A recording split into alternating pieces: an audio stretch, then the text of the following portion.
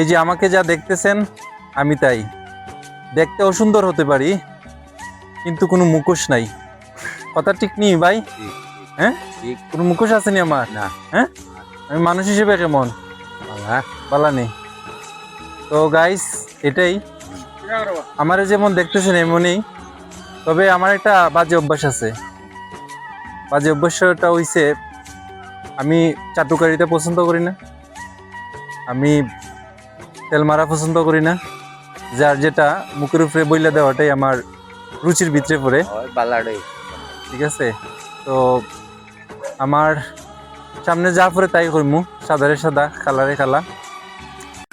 তো ভাই দানের অবস্থা কিটা? ব্যবসা চলেননি? না খো, সমস্যা নাই, ব্যবসা চলেননি? হ্যাঁ না, ওই দানের মানে দান ফান আসেনি এলাকার? দান আছে? হ্যাঁ, দান নাই, দান কম। যা দান আছেন মানুষে বেশি লিছুন নাকি তা? তো এখন দানের দাম কত? কত? 70? 1170 টাকা না?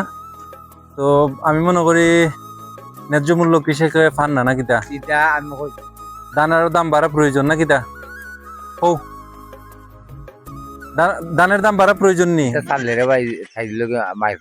কেন? তাই দিল কইছে মায়ের কথা কেন? তুমি ডরাও নি, এটা তো বালা কথা করাম। দানের দাম কত, দানের ন্যায্য মূল্য ফার কিনা, তোমার তো লস নাই। তুমি যদি 1200 টাকা করে কিনো, তুমি 1250 এনে দিরাই বেচবাই, জগন্নাথপুর বেচবাই নাকি তা? তুমি তাই দিল কইছে ডরাও।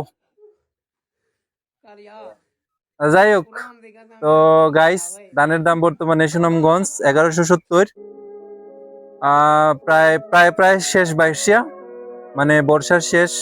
তো ধানের দাম আর একটু বাড়া প্রয়োজন, কারণ সার বীজ আনুষঙ্গিক খরচ বেশি ধান ফলাইতে গিয়া।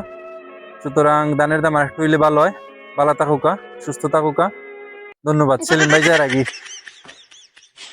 ওকে।